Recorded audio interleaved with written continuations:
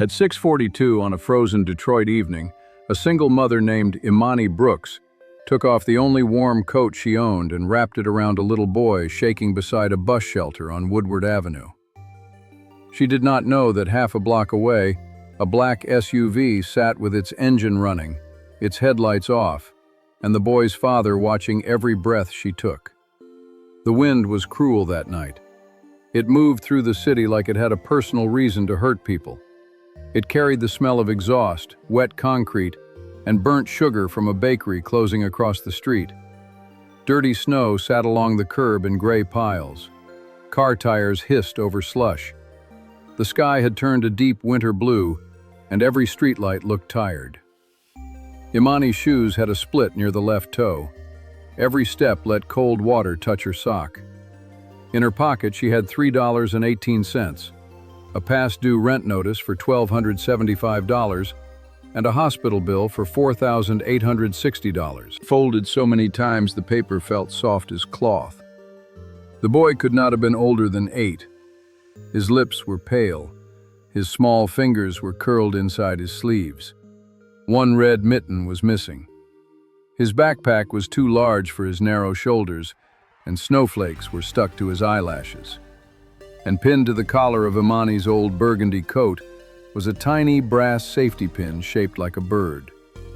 It was the last thing her mother had given her before she died. Imani looked at that pin for 1 second. Then she looked at the child.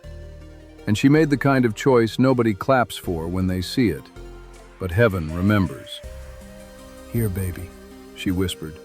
"Put this on." The boy stared up at her, frightened and confused. "But what about you?" he asked. Imani smiled, even though her teeth had started to chatter. "Sometimes warmth has to move from one person to another." The boy did not understand those words yet, but the man inside the SUV did. If you believe one small act of kindness can open a door that money never could, stay with this story. And if this kind of emotional, hopeful story touches your heart, remember to like, subscribe, and share it with someone who still believes goodness matters. Because before this night ended, that simple burgundy coat would reveal a secret buried for 18 years. And Imani Brooks would learn that not every miracle arrives looking like a blessing. Some arrive shaking in the cold. Imani had not planned to be on Woodward Avenue that evening. She had planned to be home before 6. She had planned to warm a can of chicken noodle soup for her 9-year-old daughter, Nia, help her with spelling words, wash school uniforms in the bathtub, and sit with her feet under 3 blankets because the heat in their apartment had been weak all winter. But life rarely respected Imani's plans. That afternoon, the manager at Mercyway Senior Residence had called her into the small office, near the laundry room. The office smelled like printer ink, dust, and peppermint gum. Mrs. Lockett always chewed peppermint gum when she had bad news. Imani stood in her pale blue caregiver scrubs, her badge hanging from a cracked plastic clip. Her hands were dry from soap and sanitizer. Her hair was pulled into a low puff at the back of her head. She had been awake since 4:50 that morning. "I'm sorry, Imani," Mrs. Lockett said, looking at the papers on her desk instead of Imani's face. "The agency cut hours again." Imani stayed still. "Again?" she asked softly. Mrs. Lockett rubbed her forehead. "Just for 2 weeks, maybe 3. Imani knew what that meant. It meant rent would not be paid on time. It meant the electric bill would move from warning to shut-off. It meant Nia's inhaler refill would have to wait. It meant Imani would pretend she was not hungry so her daughter could eat. "How many hours?" Imani asked. 24 this week." 24. The number was small, but it landed like a stone. Imani nodded. She did not cry in that office. She never cried in front of people who held clipboards. She had learned that when poor women cried, some people treated the tears like proof that they were broken. Imani was not broken, she was tired. There was a difference.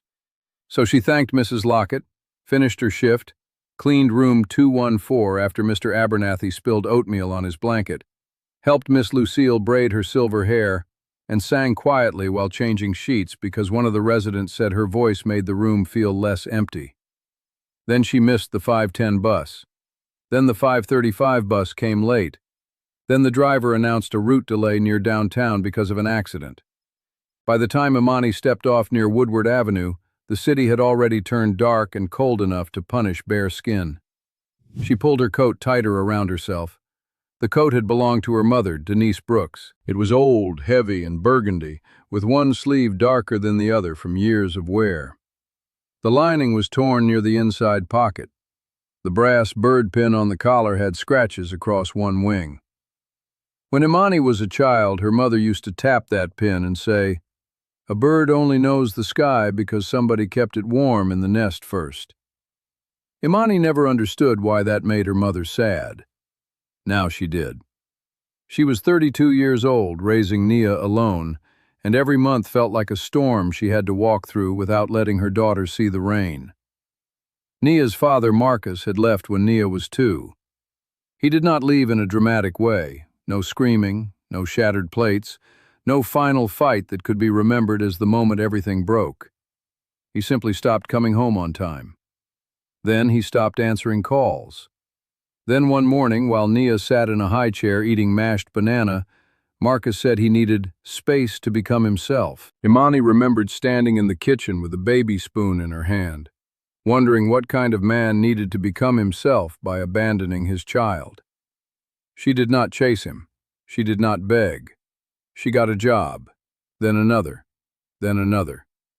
By the year Nia turned 7, Imani knew every bus route between their apartment on the east side, the clinic, the laundromat, Mercy Way, and the discount grocery store that sold bruised apples in bags for 99 cents. Her days were made of small sacrifices nobody photographed. She watered down juice. She cut dryer sheets in half. She bought herself shoes only when the old ones made her bleed. She kept a jar on top of the refrigerator labeled Nia's Future, though most weeks the jar held only coins and one folded dollar. She learned how to smile at teachers when they asked for field trip money she did not have. She learned how to say, "We're going to make it work," even when she had no idea how. And every night after Nia fell asleep, Imani sat at the kitchen table under a buzzing light and opened envelopes. Rent, electric, gas, clinic, hospital. One bill had followed her for 3 years.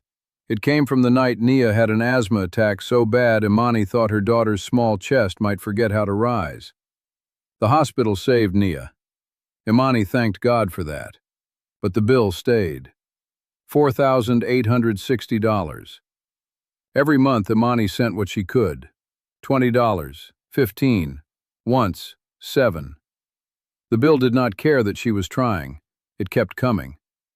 That evening, as Imani crossed Woodward Avenue, a hard gust of wind pushed snow sideways. She lowered her face and stepped around a puddle shining with oil. That was when she heard a sound. Not a scream, not a cry. A small, broken sniffle. She turned. At first she saw only the bus shelter, a scratched plastic wall, a bench with graffiti, a timetable half covered by frost. Then the boy moved. He was standing behind the shelter, pressed against the glass as if trying to hide from the wind. He wore a thin gray school sweater, black pants, and one red mitten. His shoes looked expensive, but they were soaked. His small body trembled so hard his backpack strap kept sliding down his arm. Imani looked around. No adult nearby, no bus pulling up, no police officer, no mother calling a name. No child should have been alone in that cold. "Baby?" she called gently. "You okay?" The boy stiffened. Imani lifted both hands a little, showing him she meant no harm. "My name is Imani. I'm not going to touch you. Are you waiting for somebody?" The boy swallowed. His chin trembled. "I missed the car," he said. "The car?" He nodded. "My dad's car. I got out." Imani frowned. "You got out of the car?" He shook his head fast. "No, I got out of the building. I was looking for my mom's scarf. The sentence came out strange, like pieces of a bigger story. Imani took one step closer, but she kept enough distance so he would not feel trapped. What's your name? The boy hesitated. Caleb. Okay, Caleb. Do you know your dad's phone number? His eyes dropped. My phone died. Do you know the address where you're supposed to be? His shoulders lifted, then fell. Downtown. Imani almost smiled because downtown was not an address, but the boy looked so scared that the smile never came. Are you hurt? He shook his head. Are you cold? He tried to shake his head again, but his body betrayed him. His teeth clicked. His knees pressed together. He was trying to be brave in the way children do when they think fear will disappoint adults. Imani saw Nia in him, not his face, his effort. That hurt her more than the cold. She reached into her pocket for her phone. 4% battery, no signal bars. Of course. A bus groaned past without stopping, too full and too late. People hurried by with their heads down. A man in a long wool coat looked at Caleb, then kept walking. Two teenage girls laughed into a phone and did not notice him. Imani looked down at Caleb again. Listen to me, she said. We're going to get you somewhere warm and call your father, okay? He nodded, but he did not move. His eyes fixed on her coat. Imani followed his gaze to the brass bird pin. My mom had a pin like that, he whispered. The words were so soft the wind almost carried them away. Imani paused. What did you say? Caleb blinked quickly as if he regretted speaking. Nothing. There it was, a tiny clue, a line that should have meant nothing, but something about it entered Imani's chest and stayed there. Then Caleb's body shook so hard his backpack slipped from one shoulder. Imani stopped thinking. She unbuttoned her coat. The cold hit her at once, sharp and personal. It went through her scrubs, through her thin sweater, through every tired place in her body. But she took the coat off anyway. Caleb's eyes widened. No, he said. You'll freeze. I'll be okay. You're shaking too. Imani bent down and wrapped the coat around him. It swallowed his small body, hanging past his knees. She buttoned the top button and tucked the collar around his neck. The brass bird pin sat just below his chin. He touched it with his one red mitten. I can't take this, he said. You can return it when you're warm. What if I can't find you? Imani's voice softened. Then you keep it until you find someone colder than you. Caleb stared at her. Then tears filled his eyes, but he did not sob. He only whispered one line that would stay with Imani for the rest of her life. My mom used to say warm people don't leave. Imani's breath caught. Behind them, half a block away, inside the black SUV, Darius Whitaker gripped the steering wheel so hard his knuckles turned pale. He had heard every word. Not clearly, not all of it, but enough. And when he saw the burgundy coat wrap around his son, when he saw the brass bird pin on the collar, something inside him opened like a locked door. Darius Whitaker was not a man people expected to tremble. He was 41 years old, tall, broad-shouldered, clean-shaven, and known across Detroit as a developer who could walk into a room of bankers and make silence feel expensive. He owned Whitaker Renewal Group, a company that bought abandoned buildings and turned them into apartments, clinics, offices, and sometimes, depending on who was telling the story, dreams too expensive for the people who used to live there. Some called him brilliant. Some called him cold. Some called him a traitor because he was a black man who had grown up poor and now wore tailored coats while signing papers that moved families from old neighborhoods. Darius told himself people did not understand the work. He told himself rebuilding always hurt at first. He told himself progress had a cost. But some nights, when Caleb slept with a photo of his mother under his pillow, Darius wondered how many costs a man could justify before he became the kind of person he used to hate. That evening, He had been at a fundraising event inside the Belmore Arts Hall, a renovated theater near downtown. The event was for a children's winter shelter project. There were chandeliers, donors, photographers, and trays of food so small people had to pretend they were full. Darius had brought Caleb because his assistant said it would soften his image. He hated that phrase. Caleb hated the event. The boy had stood beside him in a navy blazer, quiet and stiff, while adults bent down to ask him questions in fake, bright voices. "How old are you, young man? Do you want to be like your father? Are you proud of Daddy?" Caleb answered politely, but his eyes kept moving toward the coat check. Because his mother's scarf had been there. Or he thought it had been there. The scarf was blue, with white stitching near the end.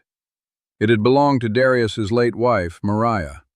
She had died 2 years earlier from a sudden heart condition that turned one ordinary Tuesday into the worst day of Caleb's life.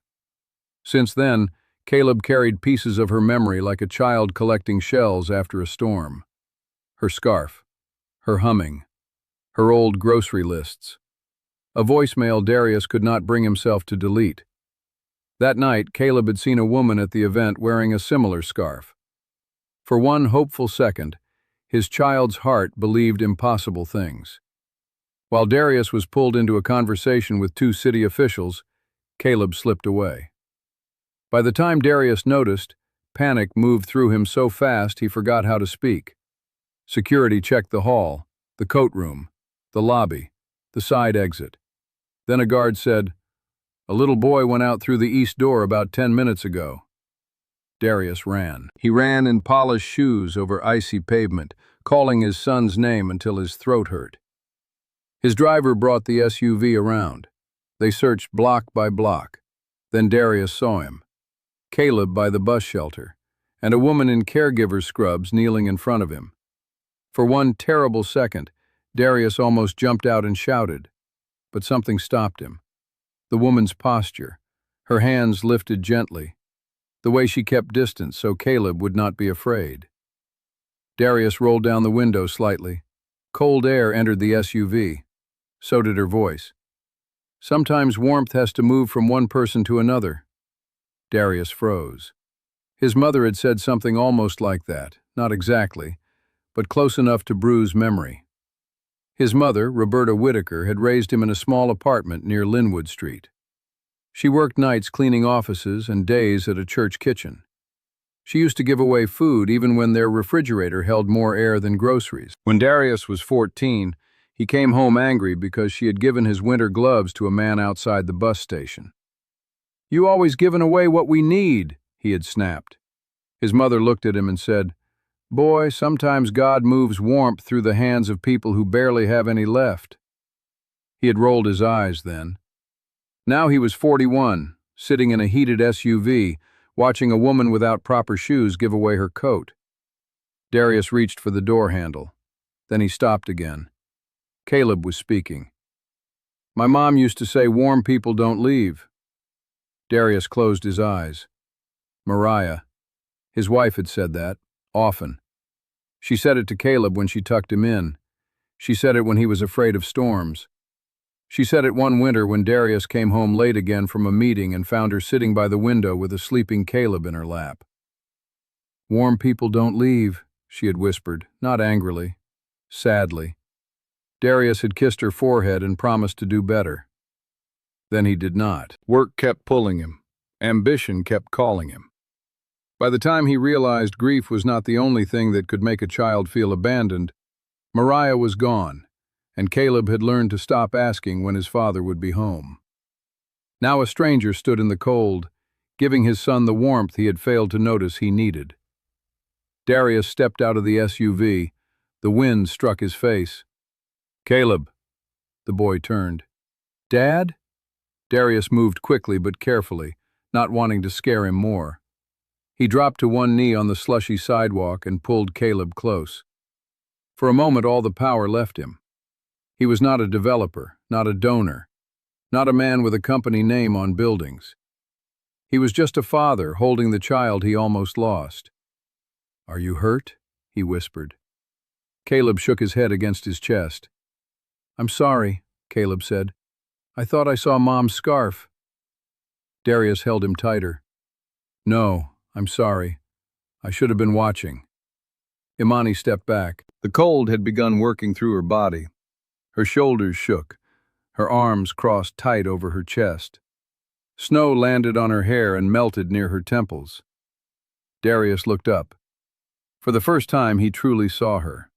The tired eyes, the cracked shoes, the blue caregiver uniform, the paper edge of a bill sticking from her pocket, the way she stood with dignity even while freezing. Thank you, he said. Imani nodded. He needs to get warm. I know. Please, come with us. Let me get you somewhere warm. Let me return your coat. Caleb grabbed the coat collar. No, he said quickly. She said I could keep it until I'm warm. Imani smiled faintly.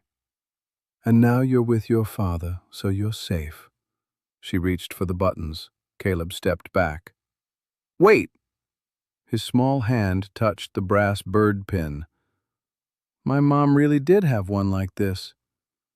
Darius looked at the pin.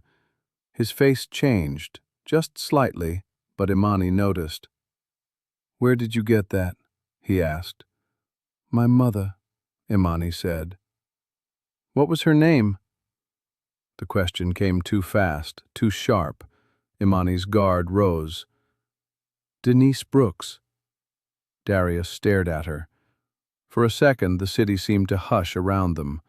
A bus sighed at the curb. A horn sounded far away. Caleb looked from his father to Imani. Dad? Darius swallowed. I knew a Denise Brooks, he said quietly. Imani's breath made a small cloud between them. A lot of people know a lot of people. No, Darius said. This was years ago. Linwood side, church kitchen. She wore a pin like that. Imani's fingers curled around her own elbows. My mother worked at a church kitchen. Darius looked as if he wanted to say more, but something in Imani's face stopped him. She was cold. She was tired. And men in expensive coats asking sudden questions on dark streets had never meant anything simple in her life. I'm glad your son is safe, she said. That's all that matters. Darius reached into his coat pocket and pulled out his wallet. Imani's eyes hardened. He saw it and stopped. I didn't mean... I know what you meant, she said softly. But no thank you. I just want to help. You can help by taking him home. Her voice was not rude, it was firm. That firmness struck Darius harder than anger would have. Here was a woman with no coat in a snowstorm, refusing money because she understood the difference between help and being handled. Darius put the wallet away. Then at least let me drive you home. Imani hesitated. The bus was late. Her body was trembling. Nia was waiting. But getting into a stranger's car, rich or not, was not something she did. No, she said. I'll take the bus. The buses are delayed. I've waited before. Caleb looked up at her, worried. You're cold. I've been cold before, too. The words came out simple, but Darius heard years inside them. Before he could answer, Imani turned toward the bus shelter. The next bus rolled in with a long metallic groan. Its windows were fogged. Its doors opened with a hiss. Imani stepped toward it. Caleb suddenly slipped one arm from the burgundy coat and held it out. Please take it back. Imani looked at him, then at Darius, then at the pin. For a strange moment, she felt as if her mother stood somewhere near the curb, watching to see what she would do. Keep it tonight, she said. Make sure he's warm. Darius took a step forward. How can I return it? Imani almost gave no answer. Then she thought of the coat, her mother's coat, the only warm thing she owned. She pulled an old grocery receipt from her pocket and a tiny pencil from her bag. She wrote her first name and apartment building address, not the unit number. Then she handed it to him. Leave it with the front desk. Darius took the receipt like it was an important document. Imani, he read. She nodded once. Then she climbed onto the bus. The doors closed. As the bus pulled away, Caleb pressed the brass bird pin between his fingers and watched her through the foggy window. Darius stood in the snow with his son beside him, holding an old receipt that smelled faintly like laundry soap and peppermint. He should have gone home. He should have returned to the event, apologized, and told everyone his son was safe. Instead, he looked at the name again. Imani Brooks, Denise Brooks's daughter. The past had found him at a bus stop, and it was wearing cracked shoes. Imani arrived home at 8:13. Her apartment building stood on a tired corner where the streetlights flickered, and the front door lock worked only when the weather was dry. The lobby smelled like boiled cabbage, mop water, and old heat.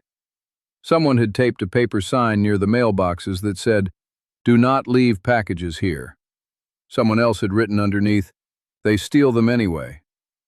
Imani climbed 3 flights because the elevator had been broken since November.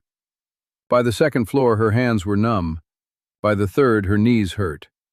She knocked twice, then once, their secret rhythm. The door opened. Nia stood there in purple pajama pants, her braids tied with yellow beads, her face worried in that grown-up way children get when they have watched too many bills come through the mail. "Mommy, where's your coat?"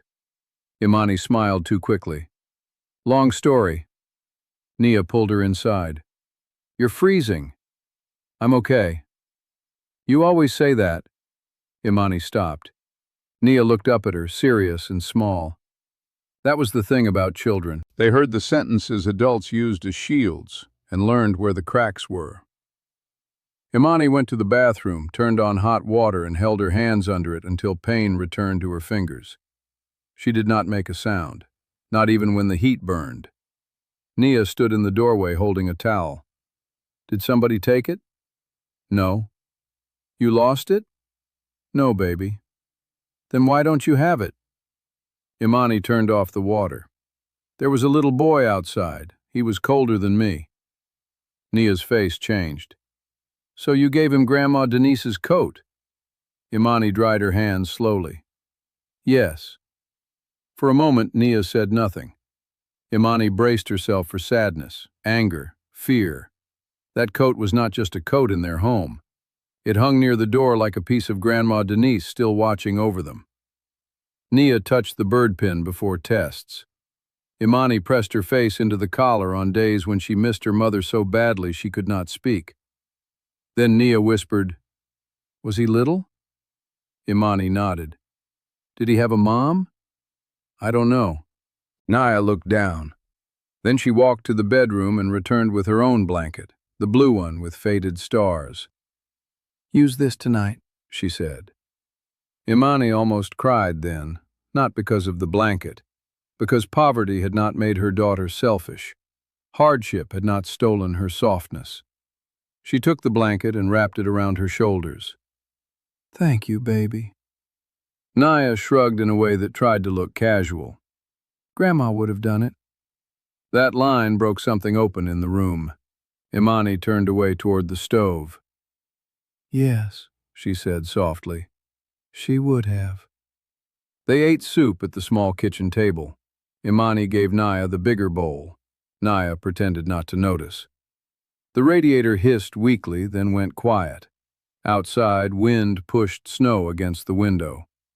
After dinner, Nia did spelling words. Neighbor, enough, promise. When Nia spelled promise wrong the first time, Imani corrected her gently. Nia frowned. "That word is tricky." "It is. People use it wrong, too." Imani looked up. Nia kept her eyes on the paper.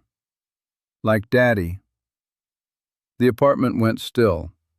Imani wanted to say something wise, something healing, something that would make absence hurt less, but she had learned not to cover wounds with pretty lies. So she said, "Yes, sometimes people use that word wrong." Nia nodded. Then, in a smaller voice, she asked, "Did the little boy's daddy come back?" Imani thought of Darius's face when he saw Caleb. Yes. Good. Then Naya wrote promise correctly. Later, after Naya fell asleep, Imani sat at the kitchen table with the past due rent notice. $1,275 due. $75 late fee. Final warning. Her landlord, Mr. Givens, owned 3 buildings and wore gold rings on both hands. He was not the worst landlord in Detroit, which meant he fixed leaks eventually and only raised his voice when money was involved. Imani had until Friday. It was Tuesday. She opened her banking app. $41.62. Her paycheck would come Friday morning, but with reduced hours, it would not be enough. She could ask Mrs. Lockett for extra shifts. She could pawn her small gold earrings, though they had been her mother's too. She could call Marcus, though calling him felt like dropping a bucket into a dry well. Imani rubbed her forehead. Then she noticed something on the table. A tiny thread, burgundy, from the coat. She picked it up and held it between her fingers. The apartment blurred. She did not sob. She did not put her head down. She just sat there while tears slipped silently down her face, one after another, landing on the rent notice. Silent crying had become a skill. It allowed pain to leave without waking the child in the next room. After a few minutes, she wiped her face, folded the notice, and placed it under the jar labeled Nia's Future. The jar held $12.40. She almost laughed. Then she prayed instead. Lord, just help me keep going. Across town, Darius Whitaker did not sleep either. His house sat in Palmer Woods behind a black iron gate. It had tall windows, heated floors, and rooms Caleb barely entered. The kitchen alone was bigger than Imani's whole apartment. But grief had a way of making large houses feel hollow. Caleb slept in his room with the burgundy coat folded at the foot of his bed. He had refused to let the housekeeper take it away. Darius stood in the doorway for a long time, watching him breathe. Then he went downstairs to his study. The room smelled like leather, cedar, and expensive coffee gone cold. Books lined the walls. Awards sat on shelves. Framed newspaper articles praised his visionary leadership and commitment to urban renewal. Darius ignored them. He placed Imani's grocery receipt on the desk. Imani Brooks. Denise Brooks. He opened his laptop and searched old files. Nothing. Then he searched his private storage drive. Years ago, after his mother died, he had scanned boxes of papers from her apartment. Church programs, letters, photos, receipts. Things he once thought were clutter and now treated like treasure. He typed Denise Brooks. One folder appeared. Community Kitchen Volunteers, 2008. Darius clicked. A scanned photo opened. His breath caught. There she was. Denise Brooks. Round face, warm eyes, burgundy coat, brass bird pin. She stood beside Roberta Whitaker, Darius's mother, outside New Hope Baptist Community Kitchen. Both women held trays of food. Behind them, a teenage Darius leaned against the wall with his arms crossed, trying to look too cool for charity work. Darius touched the screen. He remembered that day. He remembered the cold. He remembered being hungry and embarrassed. His mother had lost one of her cleaning jobs that winter. Their lights had been shut off for 3 days. He had been angry at everything. Angry at poverty. Angry at his mother's faith. Angry at the way other people looked through them. Then Denise Brooks had handed him a bowl of stew and said, "You don't have to look ashamed to receive something that keeps you alive." He had looked away. She placed a small cornbread square beside the bowl. "Dignity doesn't disappear because you need help," she said. Darius stared at the screen. Dignity doesn't disappear because you need help. He had forgotten the words, or maybe he had buried them because remembering would force him to look at the way he now helped people. He gave money through foundations. He cut ribbons. He funded programs with his company name on the wall. But when had he last sat across from someone and asked what they needed without making them feel small? Darius leaned back. A second memory came, one he had not touched in years. He was 17, standing outside a scholarship office with a rejection letter in his hand.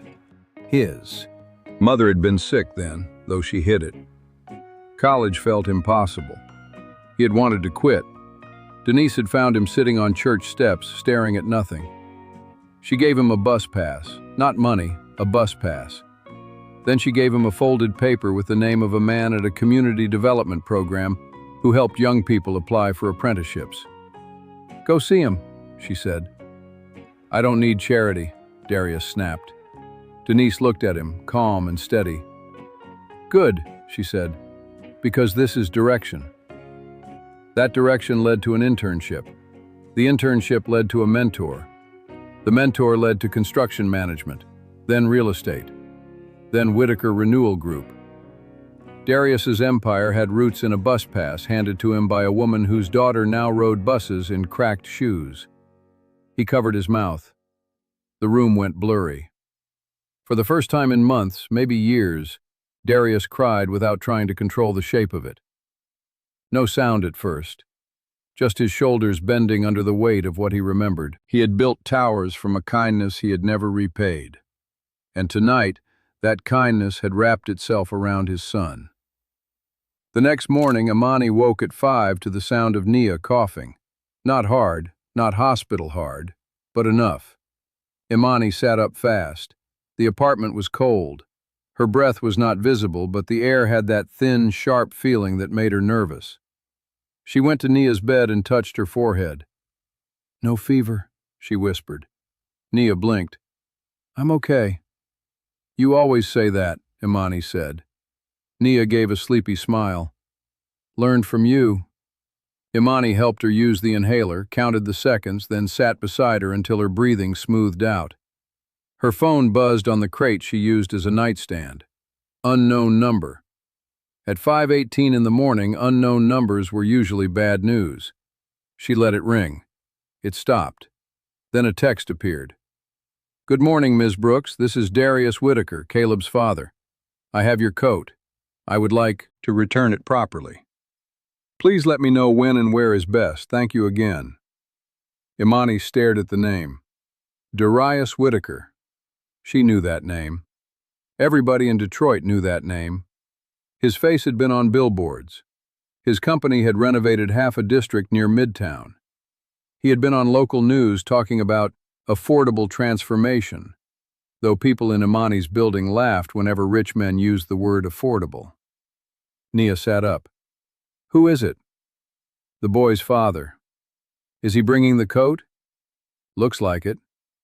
Nia smiled with relief. Then Imani saw another message.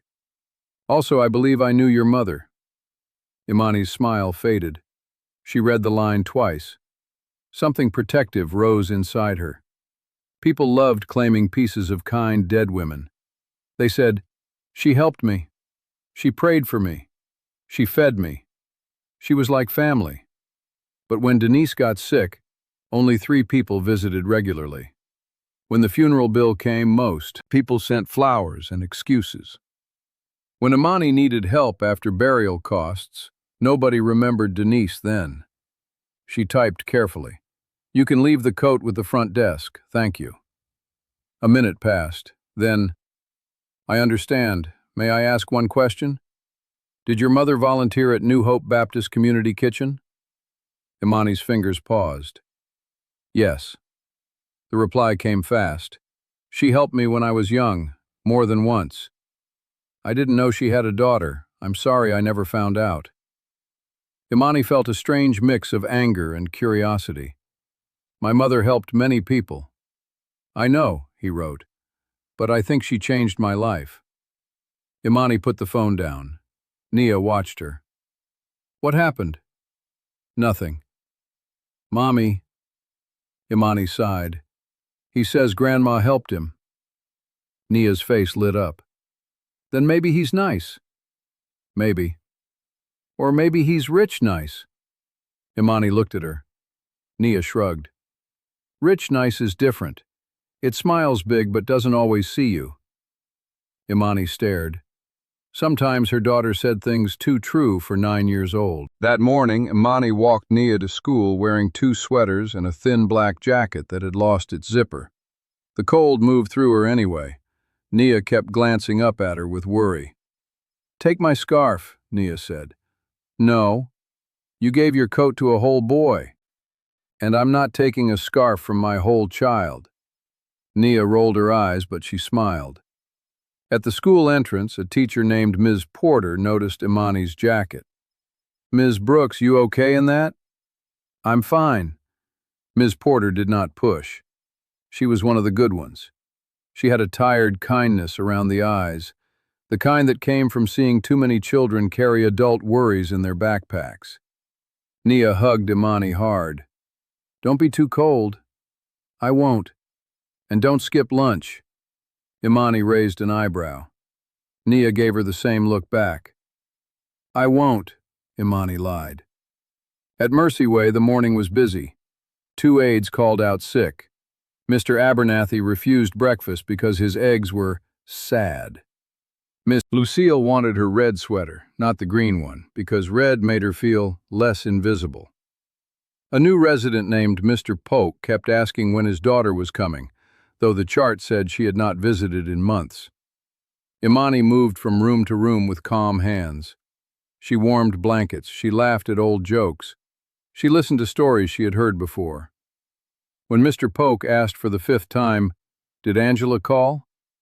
Imani did not say, "You already asked." She said, "Not yet, Mr. Polk, but I'll check again." People thought caregiving was lifting bodies and changing sheets. It was. But it was also protecting people from the shame of needing the same answer twice. At lunch, Imani sat in the break room with a peanut butter sandwich on the cheapest bread from the corner store. She ate half and wrapped the other half for later. Her co-worker, Tasha, dropped into the chair across from her. "Girl, why are you wearing that little jacket? It's disrespectful outside." Imani smiled. "Good morning to you, too." "I'm serious, you look like winter is personally attacking you." "It is." "Where's your coat?" Imani hesitated. Tasha's eyes narrowed. "What did you do?" "Why did I have to do something?" "Because you got that face. That I made a noble decision and now my body is paying for it face." Imani laughed despite herself. She told her. Tasha listened, mouth slightly open. "You gave away Denise's coat?" "Not away, loaned." "To a rich man's child?" "I didn't know he was rich." "But he is." "Darius Whitaker." Tasha slapped the table lightly. "Whitaker? As in buildings with glass walls, Whitaker?" "Yes." "And you didn't ask for nothing?" "No." "Imani." "What?" Tasha leaned forward. "You need help." "I need ours, not charity." "Sometimes those are cousins." Imani shook her head. "I don't want a man thinking because he has money he can step into my life and rearrange it." Tasha softened.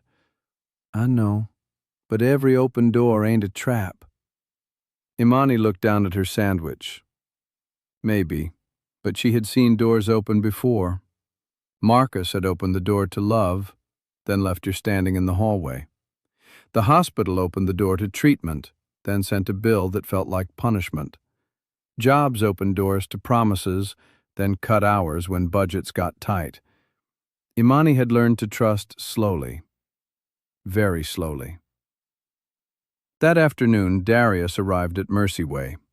He did not come with cameras. He did not come with assistants. He came alone, carrying the burgundy coat in a garment bag and looking uncomfortable in a place that did not care who he was.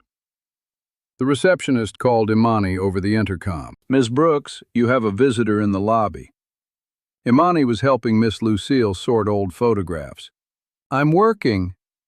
"He says he's returning something." Miss Lucille looked up. "Baby, if that is a man returning your piece, tell him I said take a number." Imani smiled. In the lobby, Darius stood near the vending machine. He wore a charcoal overcoat and dark gloves. His shoes probably cost more than Imani's monthly groceries. But his face looked tired in a way money could not hide. He saw her and straightened. "Miss Brooks." "Mr. Whitaker." He held out the garment bag. "Your coat, cleaned but not changed. The pin is still there." Imani took it. The weight of the coat in her hands almost made her knees weak. She unzipped the bag just enough to see the brass bird pin. Whew, a breath left her. "Thank you. Caleb wanted to come, but I thought that might be too much." "He okay?" "Yes, embarrassed, worried about you." "That's sweet." Darius nodded. Silence stood between them. Then he said, "Your mother gave me a bus pass when I was 17. Imani's face did not move, but her fingers tightened around the garment bag. "She gave a lot of bus passes. She also sent me to Leonard Price at the Detroit Youth Build office. That meeting changed everything." Imani looked up. She knew Leonard Price, not personally, but her mother had mentioned him many times. Darius continued, careful now. "I didn't understand then. I thought she was just being kind. But she saw something in me when I was too angry to see anything in myself." Imani's throat tightened despite her resistance. "That sounds like her. I tried to find her years later. New Hope had closed. Records were messy. My mother passed. I lost track." Imani wanted to believe him. She also wanted not to. Both feelings sat inside her like two people refusing to leave the same room. "She died 6 years ago," Imani said. Darius lowered his eyes. "I'm sorry. People always are." He accepted that. No defense, no polished sentence, just a nod. That helped more than Imani expected. "I don't want to insult you," he said, "but I would like to know if there's a way I can honor what she did. Not with a check handed to you like a payment, something real." Imani almost said no. Then the intercom called her name again. "Ms. Brooks, room 118 needs assistance." Duty rescued her. "I have to work." "Of course." She turned to leave. Then Darius said, "May I leave my card?" Imani paused. He held it out. She took it only because refusing felt dramatic. The card was thick, cream-colored, simple. Darius Whitaker. Whitaker Renewal Group. Under his number, someone had written by hand, "Dignity doesn't disappear because you need help." Imani stared, her mother's words. Her eyes lifted slowly. "How do you know that?" "She said it to me." The lobby noise faded. A vending machine hummed. A nurse laughed somewhere down the hall. Imani felt the world tilt slightly. Not enough to fall, but enough to know something under her feet had moved. She slipped the card into her pocket. Then she went back to work. That night, she read the words again at the kitchen table. "Dignity doesn't disappear because you need help." Nia leaned over her shoulder. "Grandma said that." "I know." "How does he know?" Imani looked at the brass bird pin on the coat hanging by the door. "I don't know yet." But she knew one thing. The story was not finished. 2 days later, the public conflict came. It happened at Freshway Market on Jefferson Avenue, the kind of grocery store that looked clean from outside but placed the expensive fruit near the entrance and the discounted bread near the back. Imani stopped there after work because Nia needed soup, cough drops, and orange juice. Her paycheck had arrived that morning. It was smaller than expected. After rent, if she could even pay it, she would have almost nothing left. She moved through the store with a basket on her arm, adding prices in her head. Cough drops, $3.49. Soup, 2 cans for $4. Orange juice, $5.99. Bread, $2.29. Peanut butter, $3.89. She put the orange juice back and chose a smaller bottle. At the pharmacy counter, she asked about Nia's inhaler refill. The pharmacist, a young man with kind eyes and tired posture, clicked on the computer. "Your insurance didn't cover the full amount this time." "How much?" $78. Imani heard the number like a door closing. It was 32 last month. I know, the system changed the formulary. The system, always faceless, always changing. Can I pay part? I'm sorry, not for this medication. Imani nodded. She stepped aside so the woman behind her could move up. The woman wore a cream coat and held a designer purse with gold hardware. She looked at Imani's scrubs, then at her basket, then at the pharmacy bag that would not be hers. Some people always act surprised when things cost money, the woman murmured to the man beside her. The words were not loud. They were meant to be heard and denied. Imani turned slowly. The woman looked away. Imani said nothing. That was her quiet power. She had learned not every insult deserved the gift of her energy. She walked to the checkout with the groceries she could afford. The line was long. A child cried near the candy rack. A cashier apologized every few minutes because one register was down. When Imani reached the front, her card declined.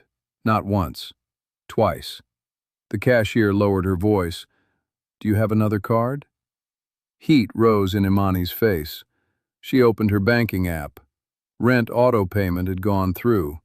She had forgotten Mr. Gibbons had set it up months ago after the last late payment arrangement. Available balance, $6.04. The groceries came to $18.72.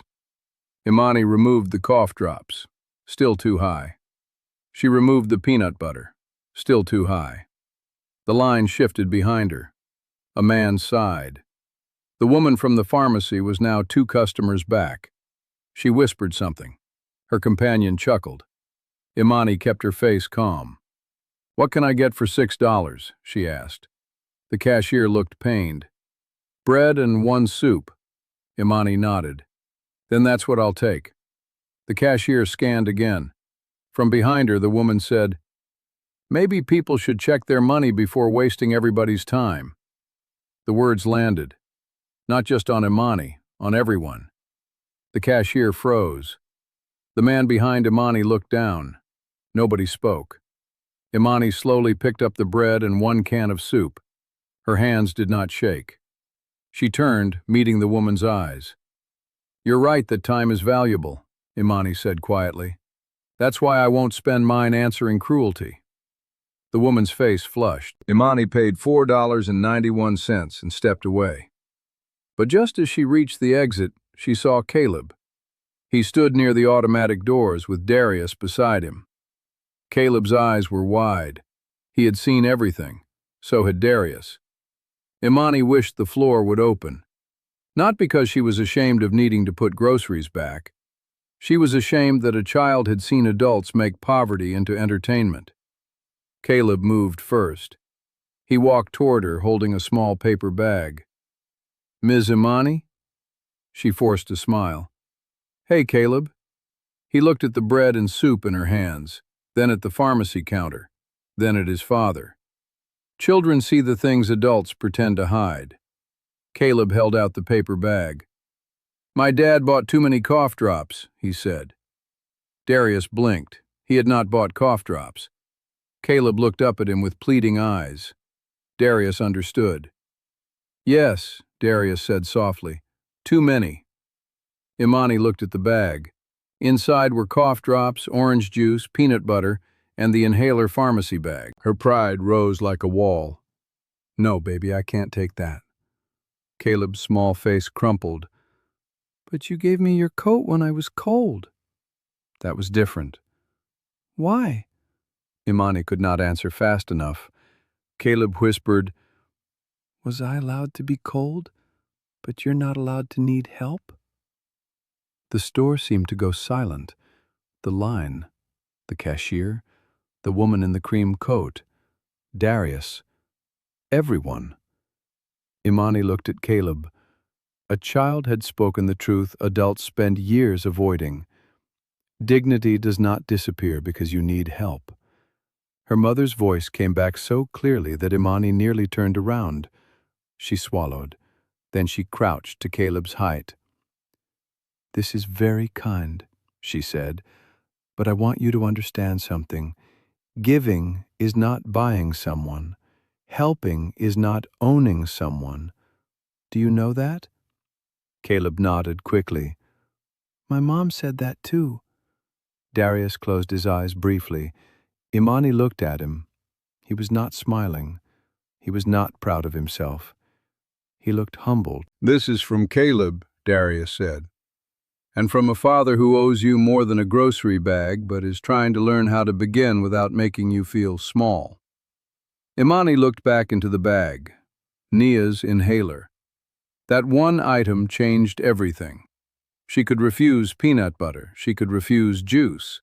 She could not refuse breath for her child. She nodded once. Thank you. Caleb exhaled like he had been holding his own breath. The woman in the cream coat looked down at her cart. Darius turned to her, not angry, not loud. Ma'am, he said, I hope life never teaches you the cost of needing mercy from strangers. The woman's mouth opened, then closed. Imani did not stay to see more.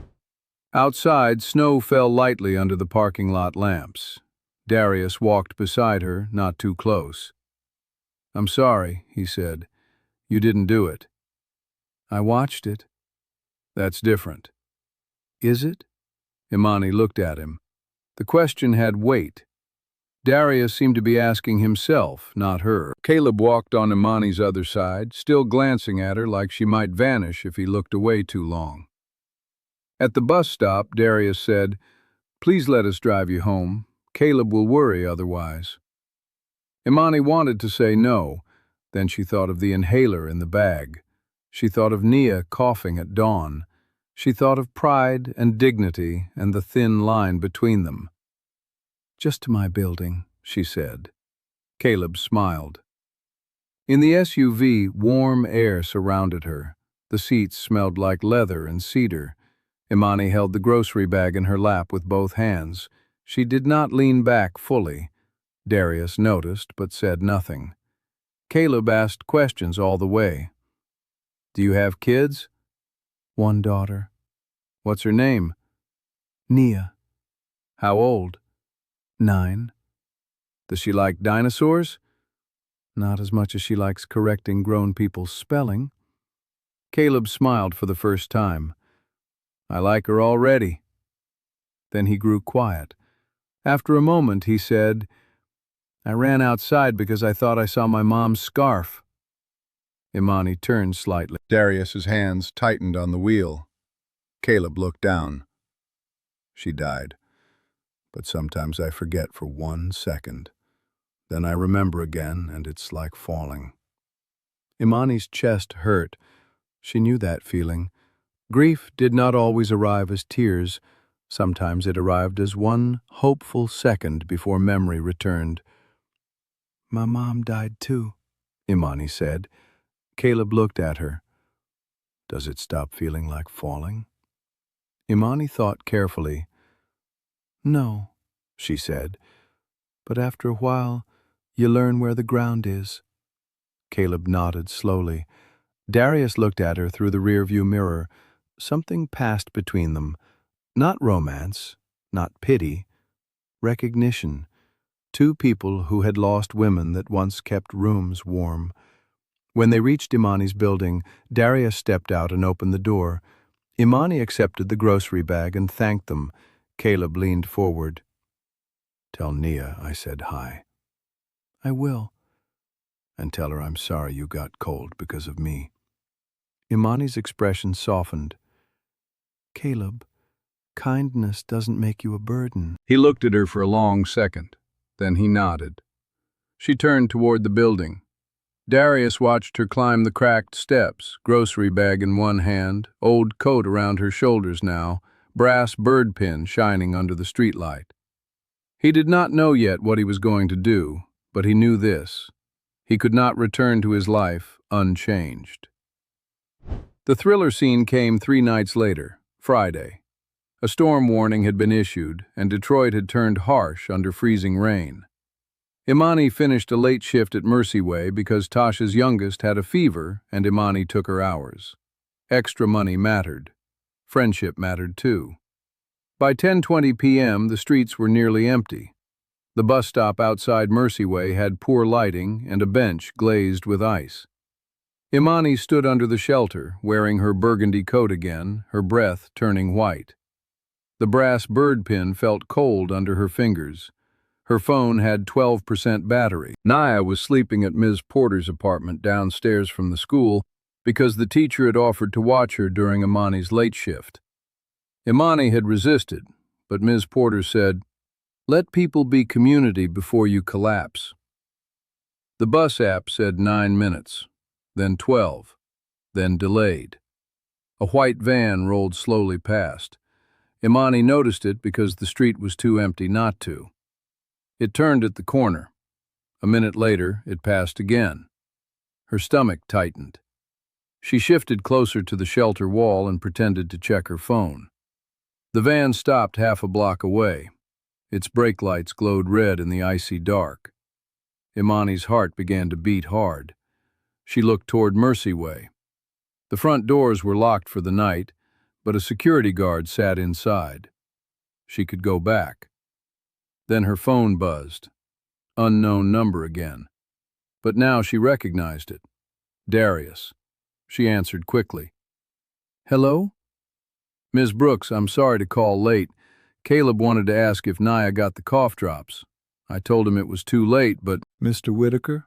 Imani said quietly, eyes on the van. "Can I call you back?" His voice changed at once. "What's wrong?" "Nothing. I'm waiting for the bus." "Where?" "Mercyway." A pause. "Are you alone?" The van door opened. A man stepped out wearing a hooded jacket. He did not move toward her yet. He stood by the van looking down the street. Imani's mouth went dry. "I'm going back inside," she whispered. "Do that now." She turned. Her shoe slipped on ice. She caught herself against the shelter, but her bag fell. The man by the van looked up. Imani left the bag. She walked fast toward Mercyway. Not running. Running could make panic louder. Behind her, footsteps crunched lightly on ice. "Miss?" a man called. "You dropped something." Imani did not turn. The front doors were 20 steps away, locked. The security guard inside had his head down, maybe looking at a phone. Imani knocked. No response. The footsteps came closer. "Miss, your bag." Darius's voice sounded through the phone, sharp now. "Imani, talk to me." She knocked harder. The guard looked up. Behind her, the man said, "Why you acting scared? I'm trying to help." The guard stood. Imani pulled the door handle. Locked. The man was close enough now that she could smell cigarette smoke. Then headlights flooded the sidewalk. A black SUV turned the corner too fast, tires hissing over slush. The man stopped. The SUV pulled hard to the curb between Imani and the van. Darius stepped out before the driver could.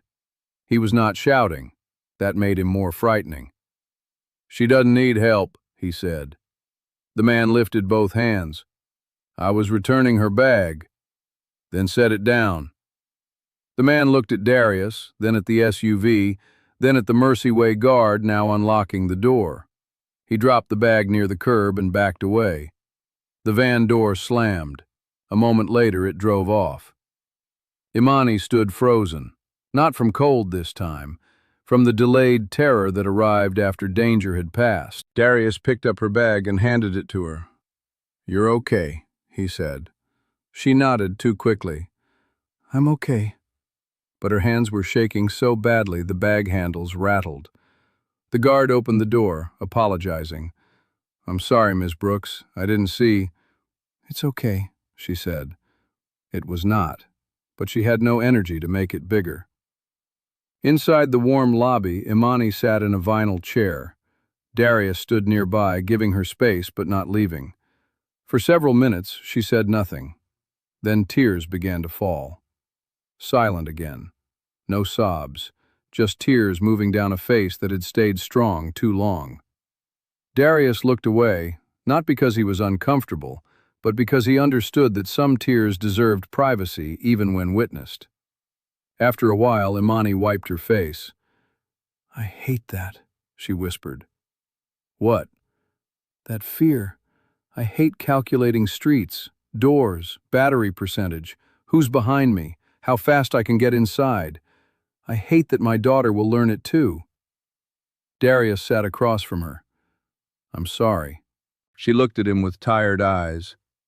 "You keep saying that." "I know."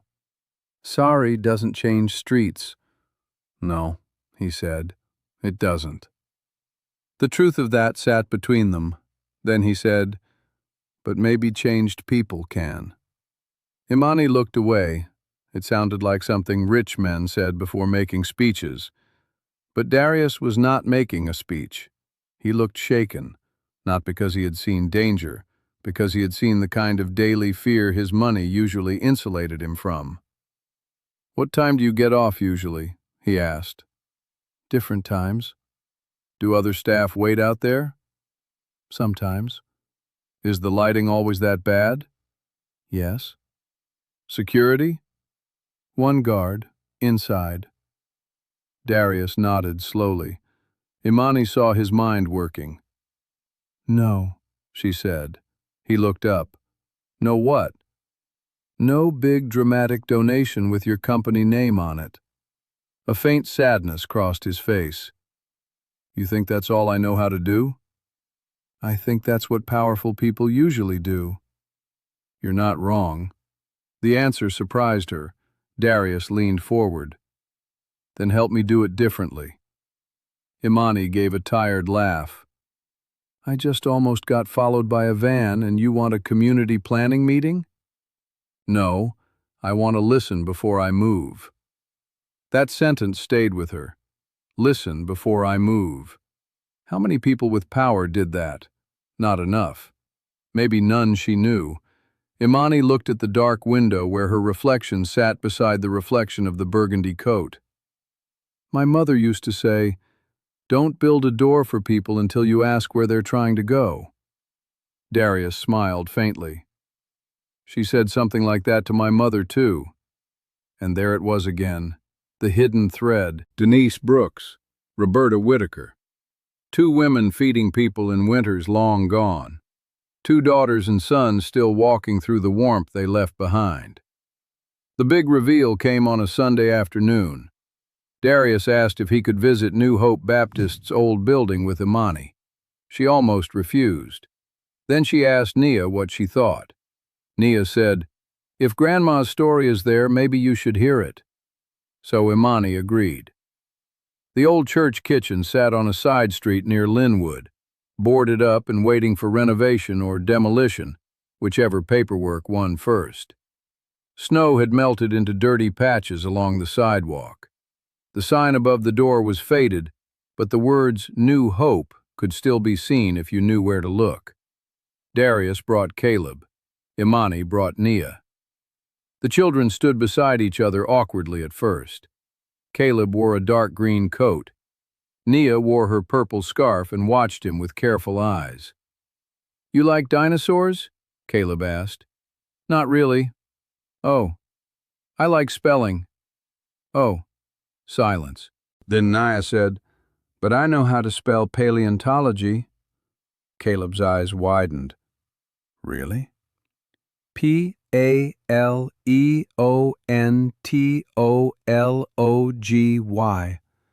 Caleb smiled. "That's dinosaurs." "I know." And just like that, children made a bridge adults would have overthought. Darius had gotten permission from the property owner to enter. The inside smelled like dust, old wood, and memories.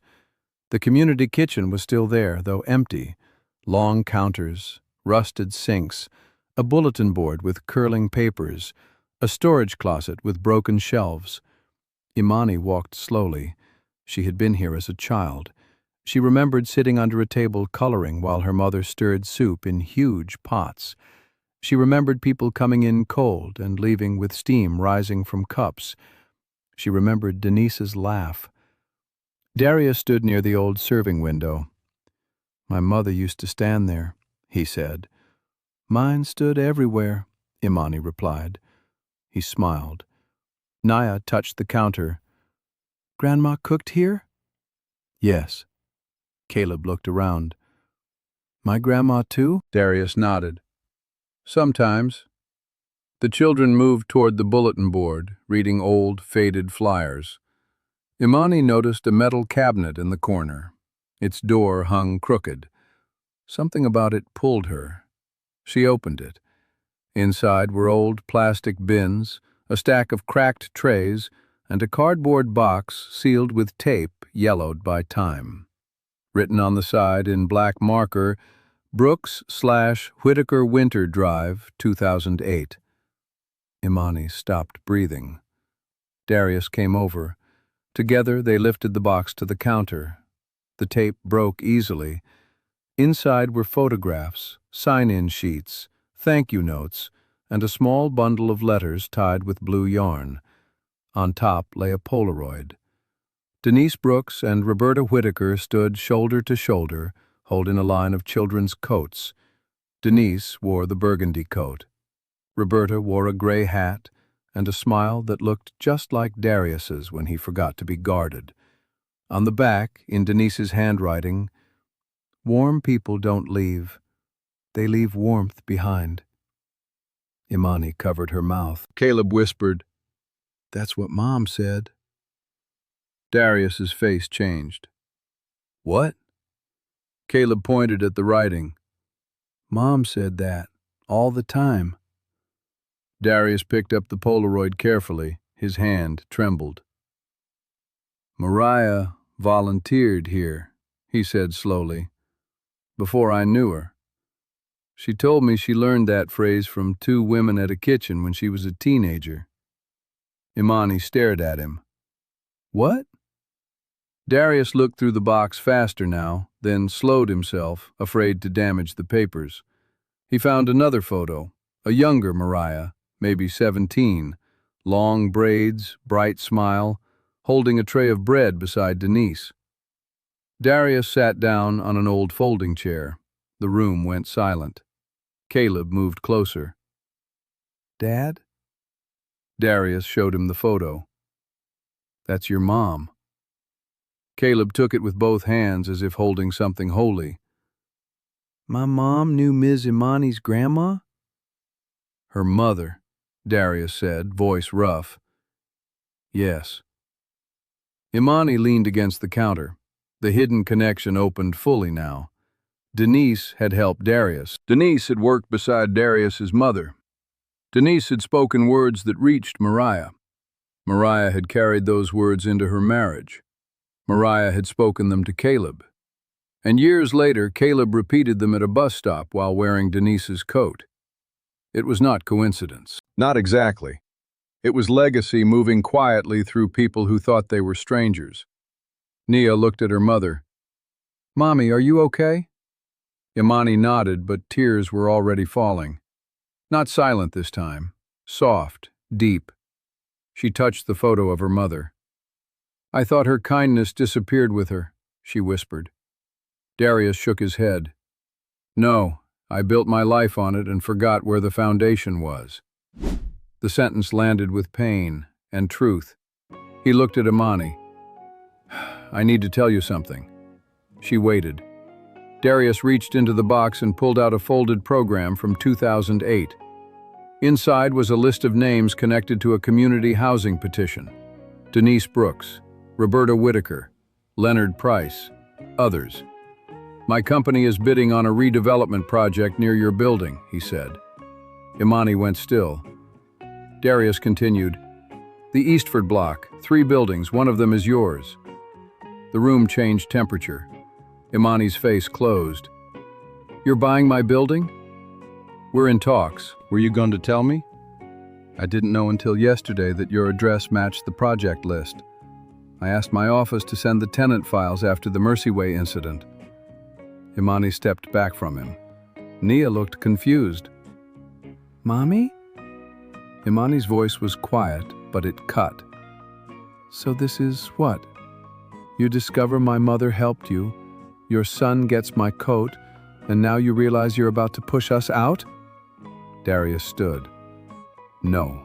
The plan includes relocation assistance and renovated units. Affordable? He hesitated. There it was, the word that had betrayed too many neighborhoods. Imani laughed once without humor. Affordable for who, Mr. Whitaker? Darius did not answer fast enough. Caleb's eyes filled with worry. Darius looked ashamed. That's what I came here needing to face, he said. Before I met you, that project was numbers, units, return, city incentives. I told myself better buildings meant better lives. And the people already living there? We planned vouchers. Vouchers don't keep children in the same school.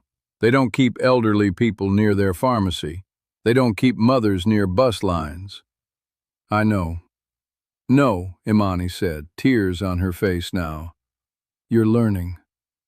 The words struck him, because they were true.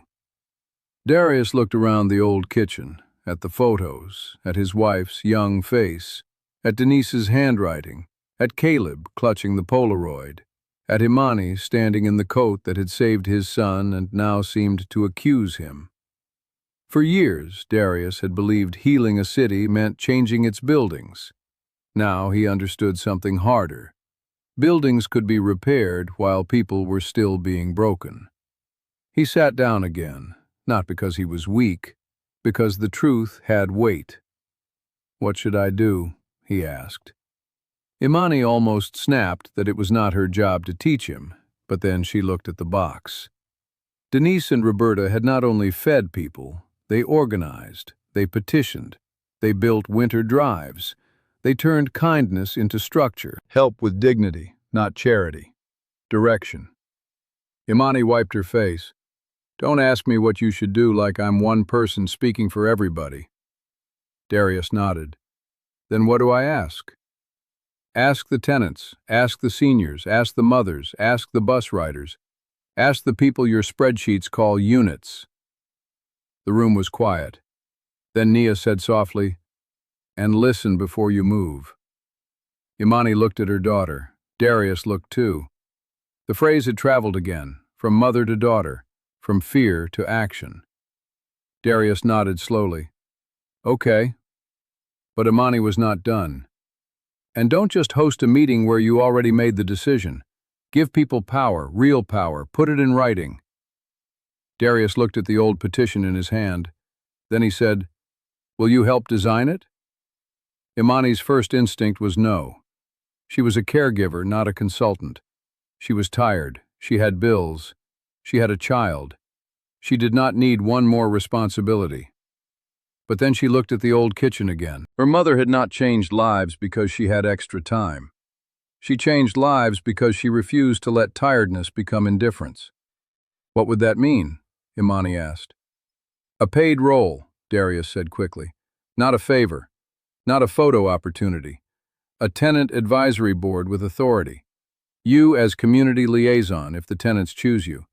Meetings at accessible times. Childcare, transportation. A written affordability guarantee. Right of return. No displacement during construction without direct housing placement. Imani studied him. That sounds rehearsed. It's not. It sounds overdue. Nia smiled a little. Caleb looked at Imani. Would that help people stay warm? Imani's eyes softened. Yes, she said, if done right. Darius looked at the brass bird pin. Then we do it right. A community meeting was held 3 weeks later in the basement of Mount Zion AME Church because the Eastford building lobby was too small and the school auditorium charged a fee. Folding chairs filled the room. A coffee urn steamed near the back. Children colored at a table watched by 2 volunteers. A sign near the door read, Eastford Tenant Listening Session. No decisions without residents. Imani stood near the front wearing her burgundy coat and holding a clipboard. Her stomach twisted with nerves. She had not wanted to stand in front. The tenants had voted. Mr. Gibbons had not liked that. He sat in the second row wearing his gold rings, his face tight with the expression of a man who preferred conversations in private, where pressure could be applied quietly. Darius stood to the side, not center. That had been Imani's first condition. "You don't open the meeting," she told him. "It's my project." It's their home. He accepted it. Now Imani looked at the room. Mrs. Alvarez from 2B, Mr. Coleman from 1A, who used a cane, Tasha, who did not live there but came for support, Ms. Porter with Nia. Caleb sat beside Darius, holding the Polaroid of his mother, Denise, and Roberta tucked inside a clear sleeve. Imani took a breath. "I'm not a politician," she began. "I'm not a lawyer. I'm not here because I have fancy words." A few people smiled. "I'm here because my daughter sleeps in one of those apartments. Because Mr. Coleman needs the ramp fixed before he needs granite counters. Because Mrs. Alvarez needs rent she can survive, not promises she can't pay. Because too many times people come into neighborhoods with drawings of a future that does not include the people already living there." Murmurs moved through the room. Darius listened. Imani continued. "But I'm also here because I believe people can change when truth reaches them. And if you are listening to this story right now, maybe ask yourself who around you has been trying to speak, but never had the microphone. Sometimes the miracle is not one person saving another. Sometimes the miracle is a room finally deciding to listen." The room grew still. Then Mr. Coleman raised his hand. "Are we getting put out?" Darius stepped forward only after Imani nodded. "No," he said, "not under the revised proposal." Mr. Givens scoffed. "Revised proposal ain't signed." Darius turned to him. "It will be." Mr. Givens leaned back. "Easy for you to say. You got investors, schedules, costs. You start letting tenants run development, nothing gets built." An old woman in the front row said, "We not trying to run it, we trying to survive it." Applause rose. Mr. Givens' jaw tightened. He looked at Imani. "With all respect, Ms. Brooks, you're a caregiver. You don't understand financing." The room chilled. There it was. Public humiliation again. Cleaner words this time, same blade. Imani felt heat rise in her face, but she kept her voice calm. "You're right that I'm a caregiver," she said. "That means I understand what happens when people with power make decisions for bodies they don't have to live in." The room went quiet. She continued. "I understand stairs when knees don't work. I understand medicine when rent is due. I understand cold rooms. I understand bus stops. I understand what it means when a mother has to choose between a bill and a child's breath." Darius lowered his eyes. Mr. Givens shifted. Imani held the clipboard tighter. "So no, I don't know every financing term. But I know the cost when your plans fail real people."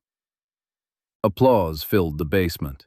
Not wild, not theatrical, steady, dignified. Darius stepped forward. "And that is why Ms. Brooks will be paid as community liaison if residents approve. Not because she needs rescuing, because this project needs truth." Mr. Givens looked like he wanted to object. Then Caleb raised his hand. The adults turned, some smiling. Darius almost told him to put it down, but Imani nodded.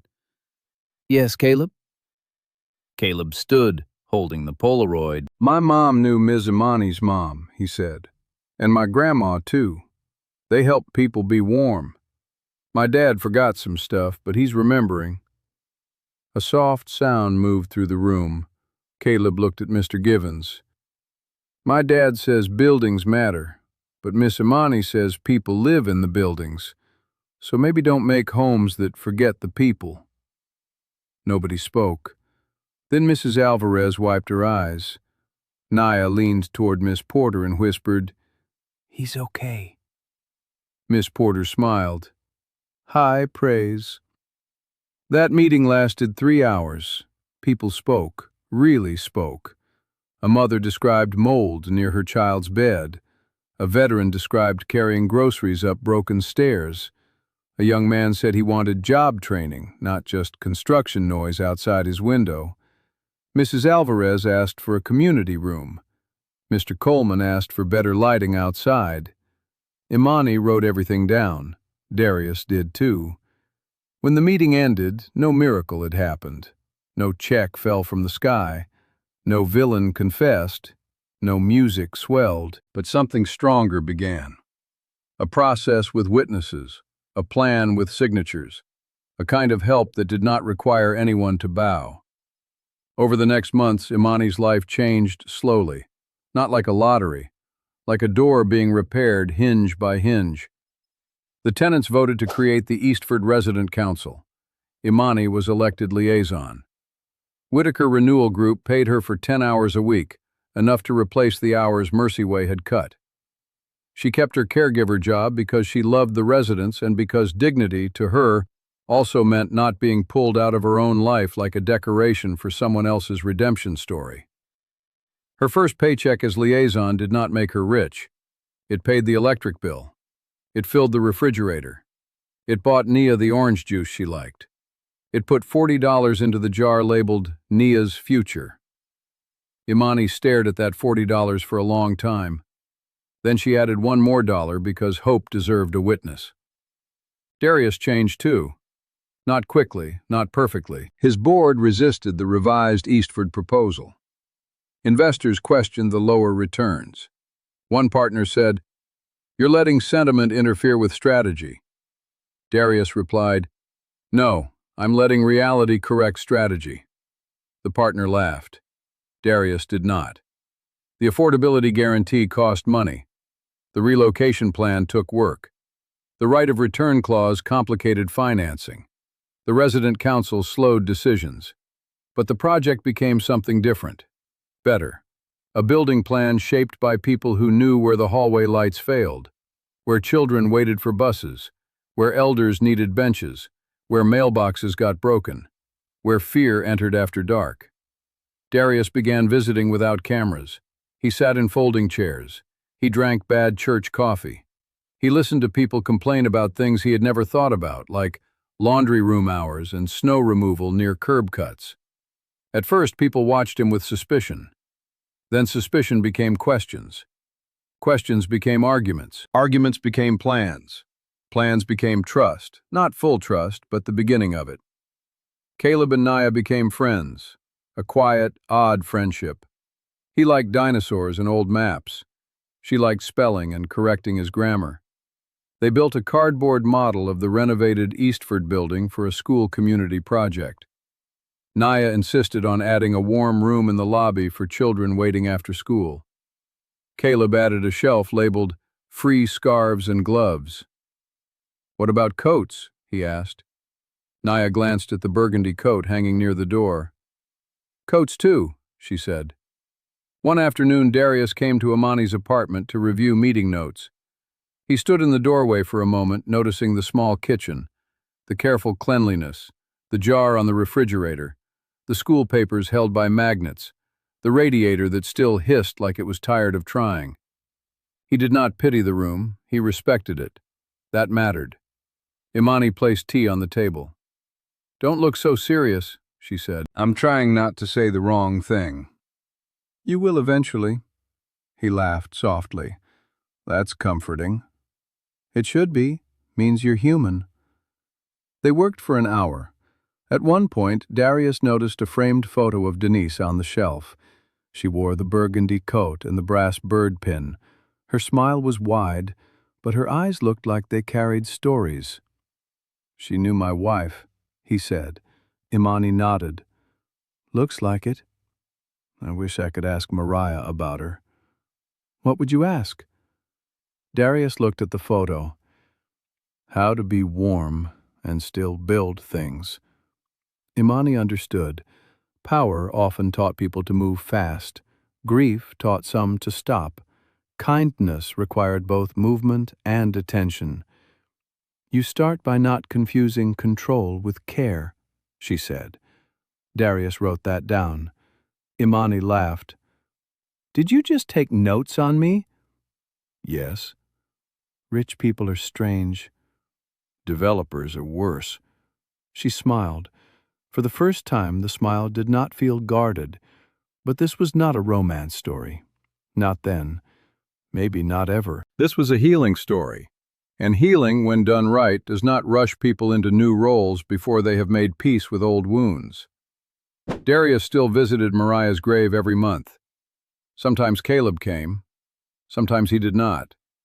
Grief had its own calendar. One cold March morning, Darius invited Imani and Nia to come because the old Polaroid had raised questions Caleb wanted to answer.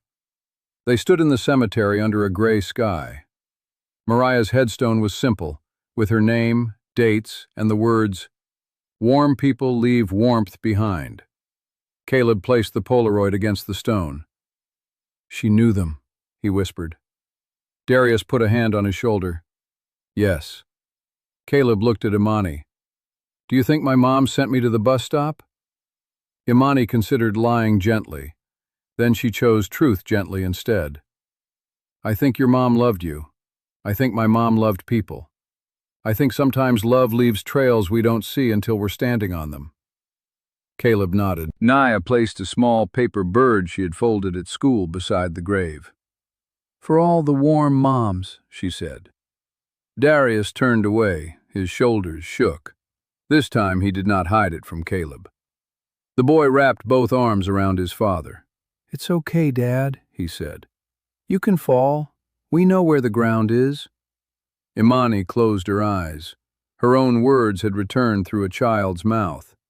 That was how healing moved, not in straight lines, in circles. The Eastford project began construction in late spring. Nobody was displaced without a plan. Mr. Coleman moved temporarily into an accessible unit 2 blocks away, with transportation arranged to his pharmacy and church. Mrs. Alvarez stayed with her sister for 6 weeks and received a stipend she called, finally, respect money. Families got schedules in plain language, not legal fog.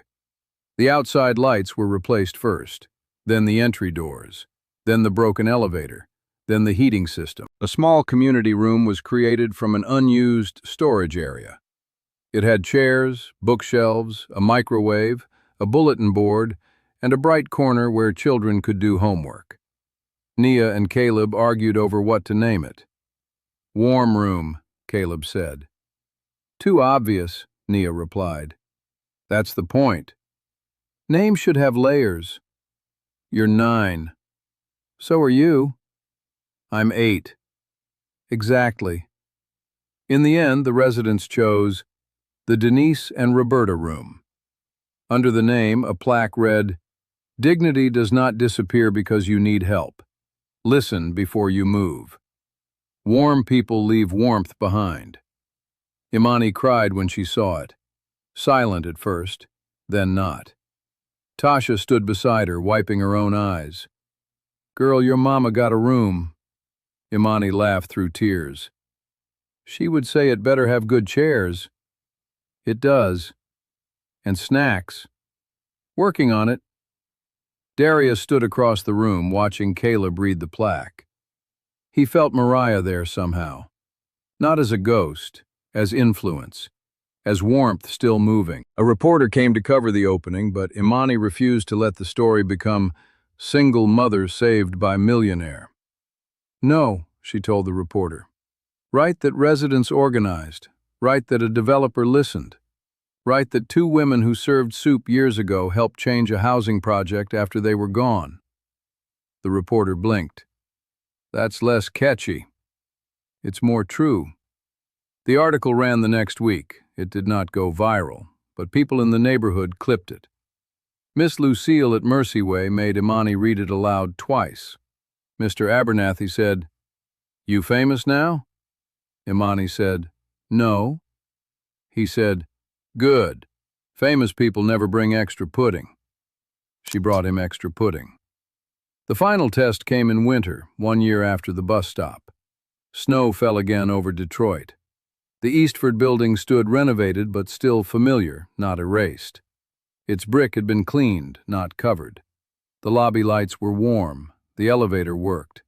The community room glowed in the evening. Imani no longer had to choose between Nia's inhaler and groceries.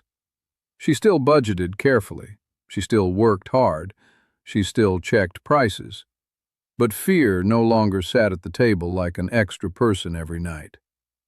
Nia's jar now held $318. She had taped a new label under the old one. Nia's Future / Mommy's Too. Imani pretended not to cry when she saw it. On the anniversary of the night at the bus stop, Caleb asked to do something. He wanted to place a coat rack in the community room. Not a decorative one, a real one, for free coats, scarves, mittens, and bus passes. Darius funded the materials, but the residents ran it.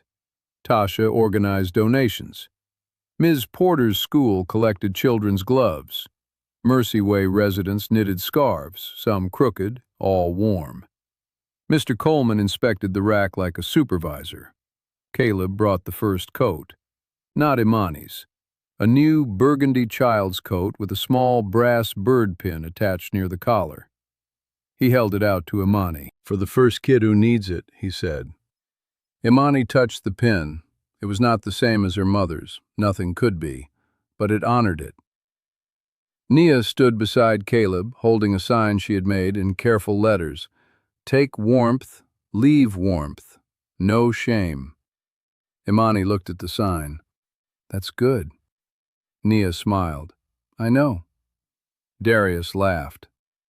That evening, after the coat rack was placed, Imani walked outside alone for a moment. Snow fell softly. Woodward Avenue was miles away, but in her mind she could see the bus shelter again. The dirty snow, the smell of exhaust, the child with one red mitten, the black SUV with its lights off, the coat leaving her shoulders. She had thought she was losing warmth that night. Instead, she had been passing a flame. The front door opened behind her. Darius stepped out. "Too cold out here," he said. Imani looked at him. "I've been cold before." He smiled sadly. "I know." Caleb and Nia appeared in the lobby window, arguing about whether paleontology belonged on the coat rack sign because it was an impressive word but not relevant. Imani laughed. Then she looked down at her coat, the original burgundy coat, her mother's coat. The brass bird pin still scratched across one wing. A year ago, that pin had been a memory. Now it was a map. Darius stood beside her, hands in his pockets. "I never properly thanked you," he said. "You did."